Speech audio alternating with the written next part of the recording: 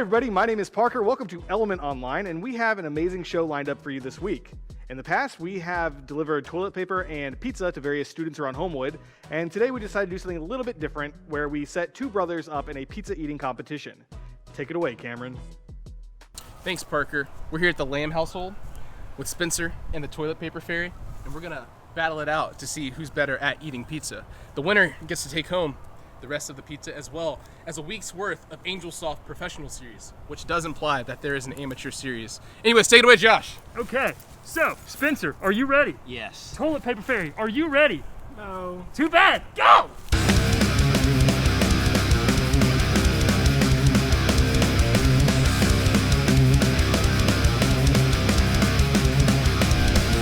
Woo! Winner!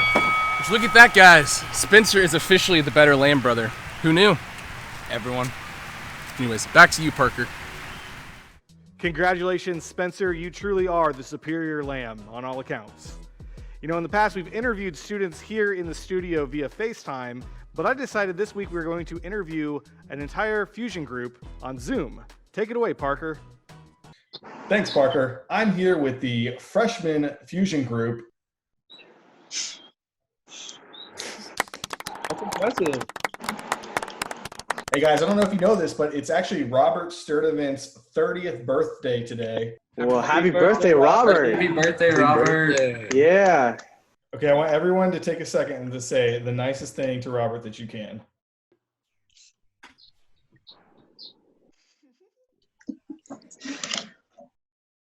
Let's go to other people who have made videos saying happy birthday to Robert. Take it away.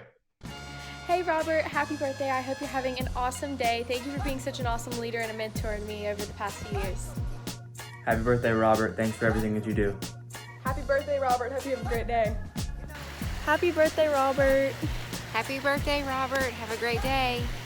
Happy birthday, Robert. We love you. In honor of the CrossFit intern himself, I'm about to do my own workout, so happy birthday, Robert. Robert, happy birthday. You're getting older, but that's okay. I just hope that you're having a fantastic day. I hope that you're quarantining well, and I just want you to know that you're celebrated today. Happy birthday. Happy birthday, Robert. You deserve to be celebrated because you're awesome. Happy birthday, Robert. You are so absolutely incredible. Have the best day because you deserve it. Happy birthday, Robert. I can't believe you're growing up so fast. Happy 30th, old man. Have a good one. Hey, Robert. Happy birthday. I just wanted to say thank you for all that you do for me and for Element. And I know that we give you a hard time, but we all really love you. And I'm going to miss you and this ministry a lot next year. Happy birthday. I hope you have the best day. Happy birthday, Robert. Hope you have a great day, and I hope that soon we can all be back in Trinity together. Happy birthday, Robbie. Thanks for always being there. Happy Colden birthday, Robert. 30 on the 30th. Hope you have a great day. Want to wish Robbie Doggy a big happy 30th. Happy birthday, Robert. Wish we could celebrate you at Element Cafe today. Happy birthday to you. Happy birthday to you. Happy birthday, dear Robert. Happy birthday to you. Thank you, Josh, for that hierarchy.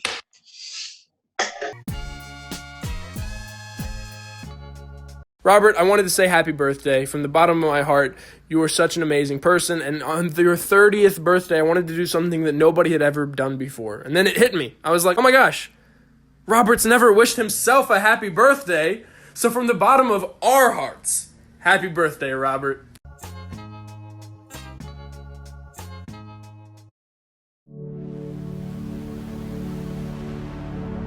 In the quiet silence, there is an eternal conversation between creator and creation. But we can hardly hear. It's the violence of sound, the breakneck speed of things. Has noise become our only defense? But we are drawn by a whisper, that we might hear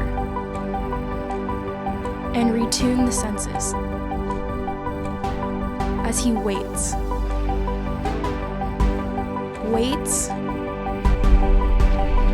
Waits for our response.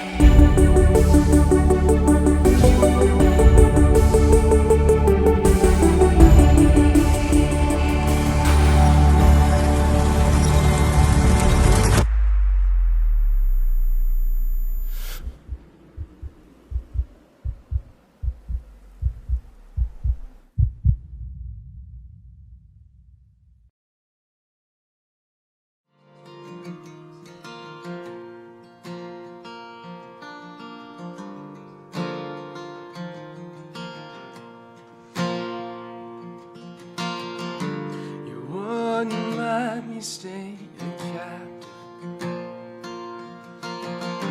You couldn't stand to see my chains, and so you came to be my rescue, to part the waters in my way. Jesus, you are my deliverance. From death to life, from dark to light. Jesus, you show me what freedom is. You called my name, you broke my shame. You were my deliverance.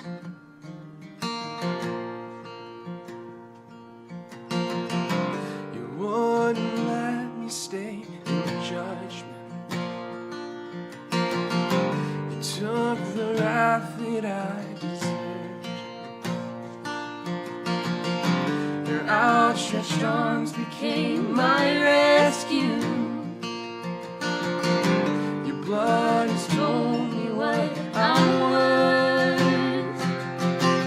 Jesus, you are my deliverance. From death to life, from dark to light. Jesus, you show me what freedom is. You called my name, you broke my shame. You were my deliverance. You were my deliverance.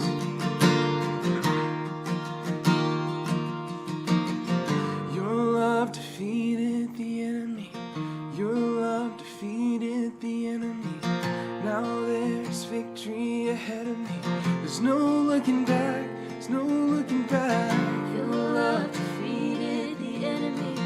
Your love defeated the enemy.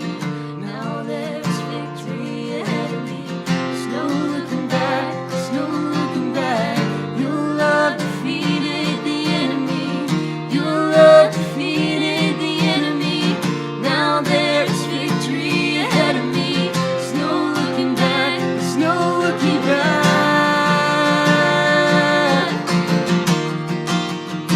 There's no looking back.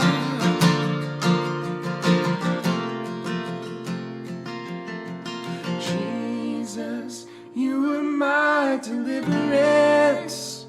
From death to life, from dark to light.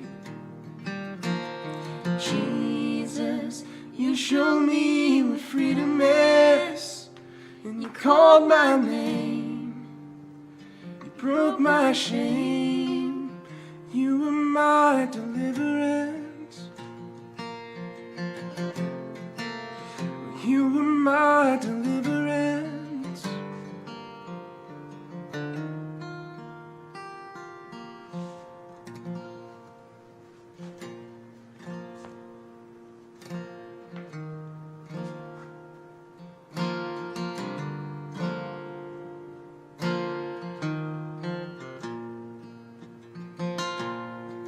In the crushing, in the pressing, you were making new wine. In the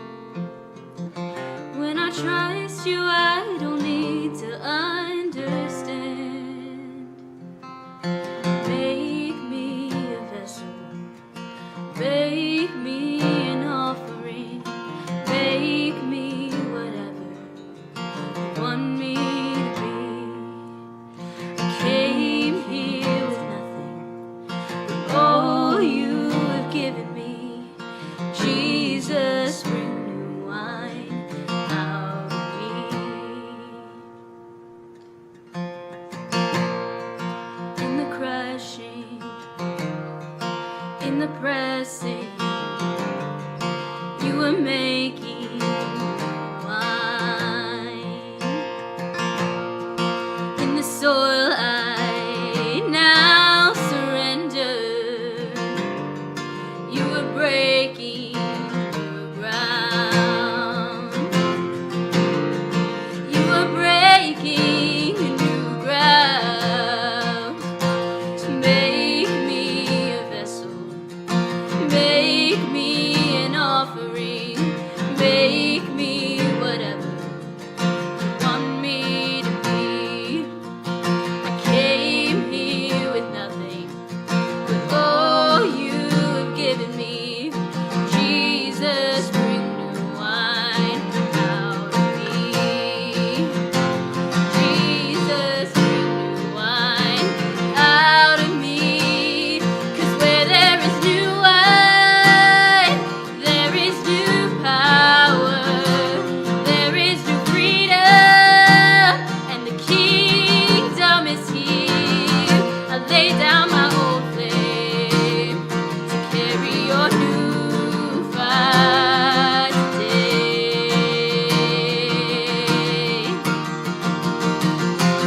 Where there is new wine, there is new power, there is new freedom, and the kingdom is here. I lay down my old flame to carry your new fire today.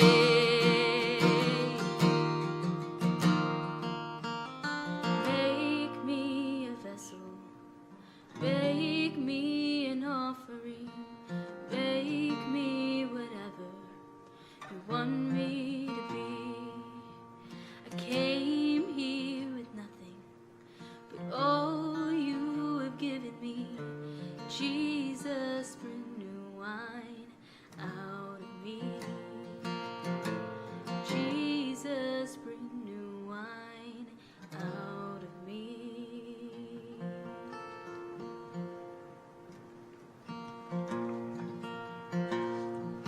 And old things have passed away, and your love has stayed the same. Your constant grace remains the cornerstone. The things that we thought were dead are breathing in life again. You caused your sun to shine on darkest night. For all that you've done, we will pour out our love. This will be our anthem song. Jesus, we love you. Oh, how we love you. You are the one our hearts adore. The hopeless have found their home. The orphans now have a home. All that was lost has found its place in you. You lift our weary heads. You make us strong instead. You took these rags and you made us beautiful. All that you've done, we will pour out our love. This will be our anthem song. Jesus, we love you. Oh, how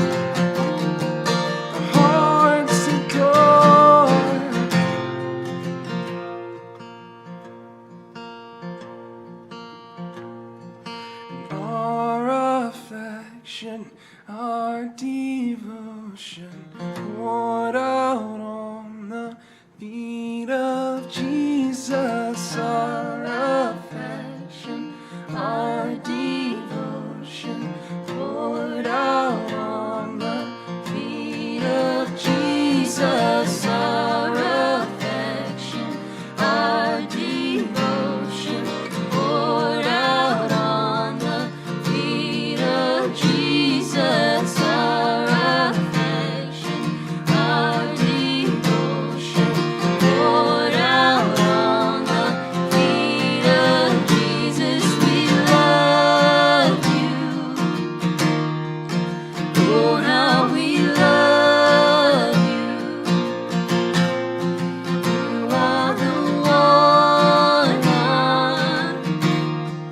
our hearts adore.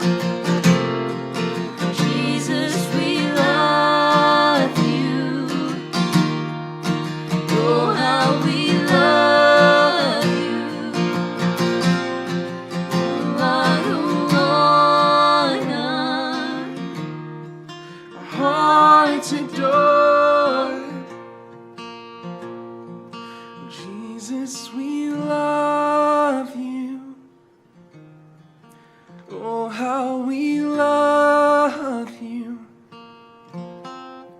You are the one our hearts adore. Jesus, we do love you. Pour out all of our affection, all of our devotion for you because of what you've done for us. Lord, we know that you're here with us. We know that you're guiding us, and we know that you're here protecting us, and we love you, and we praise you. Amen.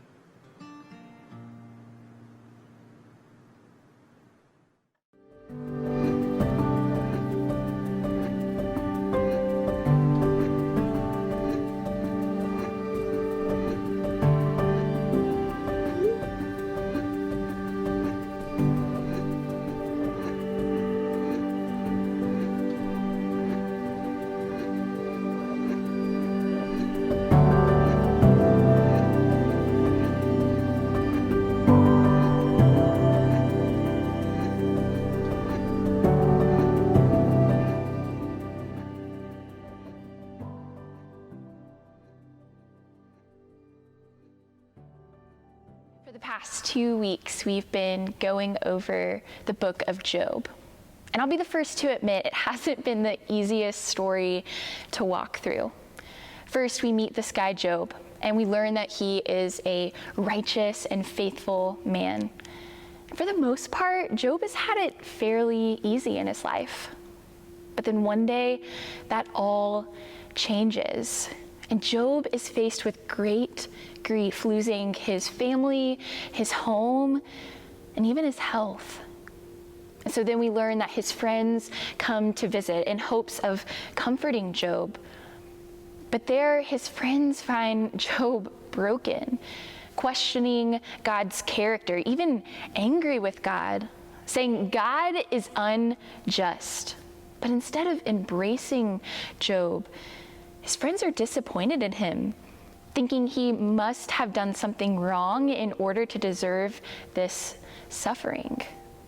And so after some discussion and debating for 34 chapters, I might add, it seems as though no one can come to an answer.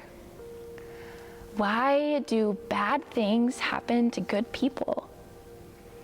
And so here we find that Job is truly left with nothing, and he has no choice but to bring his argument to God himself. And so in chapters 29 through 31, we see Job make his final declaration of innocence and demand that God answers him. In fact, in Job 31, verse 35, we see Job says, "I sign my defense. May the Almighty answer me." And to me, those are some pretty bold words to bring to God. And his friends continue to debate and discuss. But then finally, in chapter 38, we see that God answers Job. And in verse 1, the scripture says that God came through a whirlwind to talk to Job in person. And he begins to show Job all of the complexities of the universe. In verse 4, God says, "Where were you when I laid the foundation of the earth? Do you have any understanding? And who determined the measurements? Surely you know." And God goes on and on about all of the little intricate details that we don't even think about. And finally, Job says, okay, I get it. I can never comprehend all that you do. And there, Job humbles himself before God and, basically apologizes for saying that God didn't know how to do his job right. But this doesn't answer the question that we've been asking from the beginning. Why do we suffer? And instead of answering, God basically lays out that while he created the world and declared it good, that doesn't necessarily mean it's perfect. That while he created the world to have order, things still run wild. And while God created beauty, there's still danger. And he basically says that humanity has a limited perspective on how it all works. But at the end of the day, God honors Job. He honors Job's willingness to wrestle and come to him with honesty. In fact, he even reprimands Job's friends. God is talking to Eliphaz in chapter 42, verse 7, when he says this, "My wrath is kindled against you and against your two friends, for you have not spoken of me what is right, as my servant Job has." So you see, God here recognizes that Job has come to him broken. So God honors Job and his willingness to not have it all put together. But where do we go from here? In the book of Job, God invites us to trust in his wisdom and not our own. But that's really hard. And it's not a great ending to our story. And if I'm being honest, it's really disappointing for me to see that Job didn't end in a perfect bow with happy rainbows. And I even struggled writing this sermon, trying to find some sort of hope in it. I tried to come up with all of these analogies or some sort of imagery to try to explain why there are injustices in the world, and they all just kept coming up short. And maybe that makes me a bad preacher, but at the end of the day, I think it just makes me human. And maybe that's the point that God is trying to make here. We just don't have the capacity to fully understand the complexity of, everything. So as I'm sitting in my living room, staring at the window, pretty much defeated, trying to smooth out the edges of this sermon, to try to find some sort of hope, I take a deep breath and collect my thoughts. And slowly but surely, by the grace of God, he begins to speak to my heart. So in my living room, I have a piece of stained glass, this mosaic piece of stained glass hanging from my window. And I love to look at it, especially in the mornings when the sun bleeds through and casts all of these colors of light on the walls and the floor. And I love the idea of this art form, taking broken pieces and putting them together to create a beautiful new picture. It reminds me of redemption. It reminds me that there is hope and healing after being broken. So at the end of Job, it gives us this epilogue, basically a snapshot into Job's life after after the grief, after the suffering, and he's moved on. In fact, the last verse, it says, Job died an old man, full of days. And it reminds me that Job's season of grief wasn't the end of his story. And it makes me think that maybe our season of grief isn't the end of our story either. And maybe we too, by the grace of God, will be full of days after. So I don't know about the complexities of how God works, but I do know that we serve a God who seeks redemption. And I see that redemption in the stained glass hanging from my window. I see that redemption when the sun rises every morning. I see that redemption in the flowers still blooming, even though it seems like the rest of the world has stopped. I see that redemption in the pictures that your fusion leaders send me of you guys still meeting over Zoom. I see that redemption in a community coming together to still worship, even though we're physically separated from one another. And at the end of the day, there comes a point where we have to pick up the pieces that grief has left us in. And even though, as we try to put them together, they may not fit perfectly as they did before, know that the light still shines through them.